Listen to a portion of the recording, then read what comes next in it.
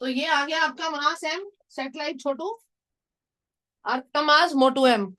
ये radius of orbit r, कितना होगा radius of orbit r? Capital R plus h हो गया। ध्यान से देख लो, r को क्या लिख सकते हैं, हाँ या ना?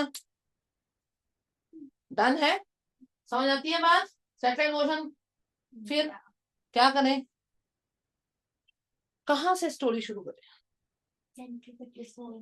बंदा घूम रहा है, कोई बंदा सर्कल में घूम रहा है। फिजिक्स में जब भी कोई घूमेगा, हाँ, तरस खाओ। Exactly, love you for this, love you. कोई भी घूमता हुआ नजर आए, उस पे तरस खाओ, वो अपनी मर्जी से नहीं घूम रहा। तुम ट्यूशन टू ट्यूशन घूम रहे हो, तुम पे तरस करना चाहिए, तुम अपनी मर्जी से थोड़ा घूम रहे हो। या मैं बुला रही हूँ या पेरेंट्स भेजने, फोर्स्ड मोशन है ये फोर्स्ड मोशन है कि तुम एक जगह कहीं घूम ही जा रहे हो, वरना तुम भी सीधा नहीं जा रहे हो। Straight body moving in straight line, continues to move in straight line until and unless an external unbalanced force acts on it।